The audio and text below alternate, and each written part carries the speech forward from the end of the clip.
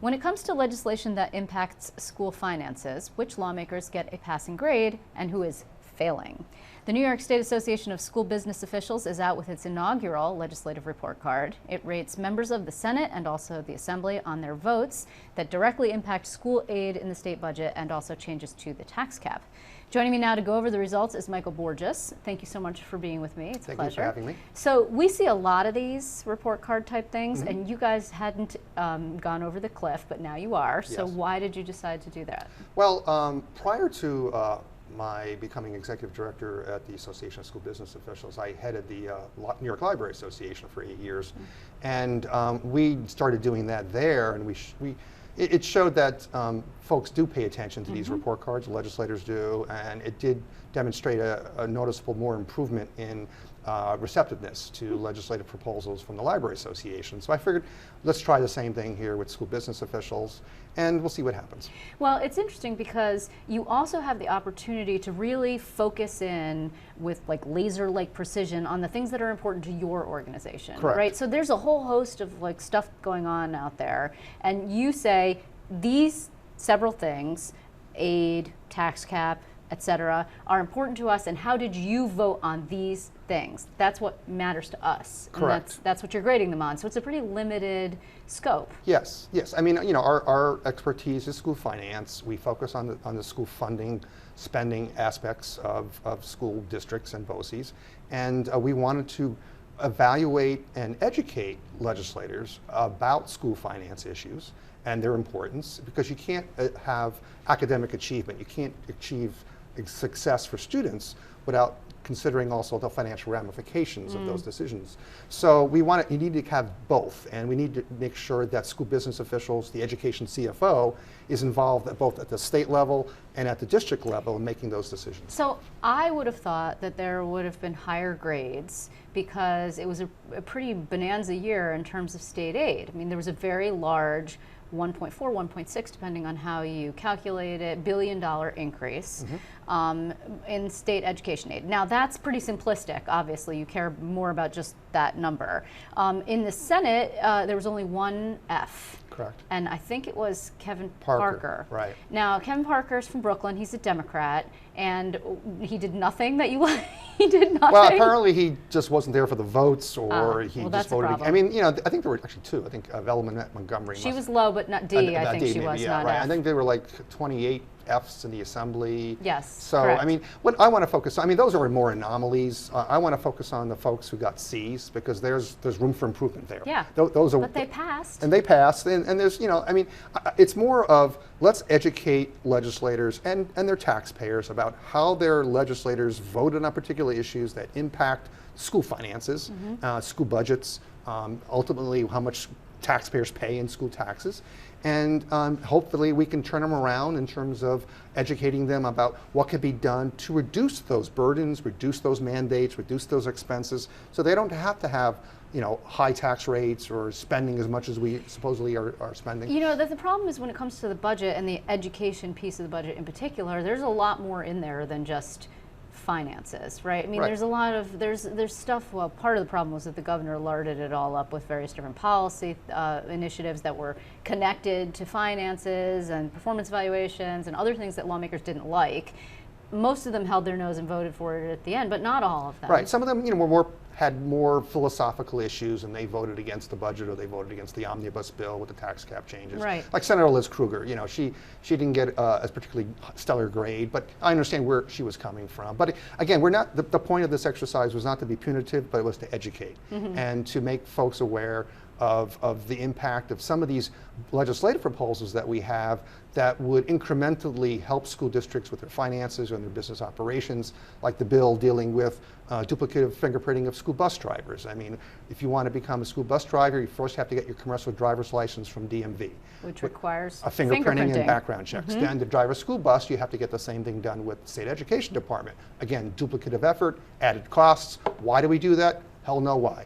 But let's fix it, you know? So, I mean, there are lots of examples like that where we do things that are both either redundant, unnecessary, or just plain, Well, in that particular case, you would think that they were trying to err on the side of safety, right? Because you don't want somebody who has some sort of criminal record, particularly if it's of a sexual nature, driving small children around in a bus, or if they have a rap sheet that's really I have no long problem with with traffic the background checks, infractions. but why do we need to do it twice? Yeah, you could think that agency A could share with agency B. Yeah, exactly. Yeah. Yes. I mean, none of the bills deals with shared transportation services. Yep. We talked about this at our last interview, where if you're in school district A, you're going to school district C, and you pass through school district B. Why can't you pick up those kids, charge that school district a nominal fee, and take them to school district C, or an out of placement? But the state of New York dings that school district for that added revenue by subtracting Michael, that from their state aid. Doesn't this all beg the question about why we have such a Byzantine and circuitous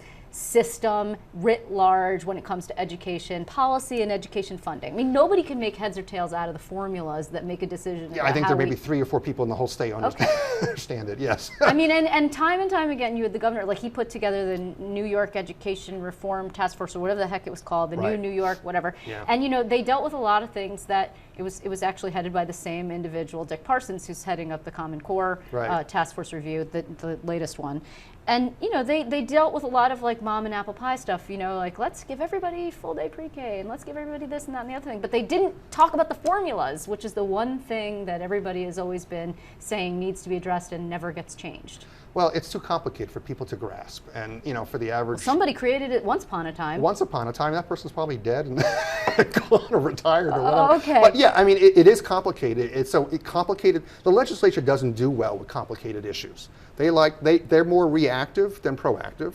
They like to deal in simplification, and something as complex and overreaching and comprehensive as the state aid formula. They'd rather tweak it and add to it than redo it. So that's why we're constantly fighting about education. I mean, just today there was this hearing, and we're talking about it this evening, about receivership for quote unquote, failing schools, persistently struggling schools. I'm not supposed to say failing, everybody gets upset. I mean, these schools, they have to get to the brink of disaster in order to qualify for the additional aid, and then they have a year to turn it around. It took them years to get to the point of almost failing, and then they have to turn on a dime, and you and other organizations are saying that's just nearly impossible. Correct. Yeah, I mean, I think I want to commend Assemblywoman Nolan for shedding the light on the receivership program, but it would have been really helpful if we had the actual hearings before the law got enacted, so that we could kind of ironed out a lot of the quirks and the problems that we're identifying today, actually, during the hearing process. I mean, yeah, the time frame, there's not enough money. Various studies done by other groups or the organizations have shown that these kind of receiverships, takeover plans haven't worked really well. So, I mean, I think we really need to take a step back and take a look at why are these schools struggling to begin with? Is it lack of resources? Is it lack of professional development for teaching? Is it the socioeconomic background of the students? It's all of the above. It's all of the above, right? So there's no silver bullet for dealing with this. But do you believe, like some do, that this was really a Trojan horse by the governor to try and get more public schools converted to charters? I don't know what the governor's reasoning is for a lot of what he does, honestly. In some ways, I think they're just hoping to solve very complex problems with very simplistic answers. And I think this is a very simplistic answer to a very complex problem. Well, what did the Assemblywoman say? She's the Education Committee chairwoman, and we've actually spoken to her recently, but what did she say about, they're going to have to go back, pass legislation to tweak what they already... In the meantime, a lot of these school districts have already, having to submit their plans and make the changes and budget for these things. I mean, the horse is already out of the barn. So since we're with horses, since we're going on with horses. With horses, yes. So the hearing is great. I think it's a good thing to do. Unfortunately, we should have done it prior to the legislation being passed. We should also note that your members are sort of all talking about, and there's also a story that Gannett has today, that 2,000 plans for local government efficiency plans, school districts and local governments were approved. Right. And so that means that residents of those particular districts are going to be getting their tax rebate checks. Hopefully. We do not know when that will be, but probably close to Election Day, because Yes, yeah. I mean that's the last time I think some taxpayers got it in November. Others had to wait until like February, March before they got theirs. It's not that much. It's a couple $100s. Well, it depends where you live. You know, Right. if you're upstate New York, it could be as low as $42. You know, Right. on Long Island, some folks got $800, $900 checks. So it all depends what your taxes were and how much you were paying and the differences. Well, but I mean, we'll leave it here. But it just goes to show you, like, people did it. I mean, they Yes. submitted their efficiency plans and they wanted to get people. I mean, it's not. I think that there's often this conversation that we have, and the governor often sort of castigates school districts, says it's time for them to tighten their belts and do more with less. And We've been doing that for I years. know, but we pay more per pupil, you know, than Right. anyone else in the nation, et cetera. And they're trying. They're trying. Oh, on yeah, behalf and we've of been the doing this for taxpayers. years. I mean, in my spending report study that we talked about last Yes, time I was on yep. the show, we showed that even before the tax cap was implemented in 2011, that when the Great Recession started in 2007, 2008, school spending already started to go down and be restrained. And so the tax cap just sort of solidified that trend. Mm-hmm. And the thing is that these gimmicks like the rebate checks, again, don't address the fact that what is driving school spending, what is driving the increases that we've been seeing. Cost. The costs, right. And so that's what we're hoping to address in our report card going full circle, is that we have ideas to reduce our spending, to reduce our costs. We want the legislature to act on them. Okay, well, congratulations on your inaugural report card. Putting this stuff together is not easy, so thank you so much Great. for coming in Thanks to for talk to having me. us. I appreciate it.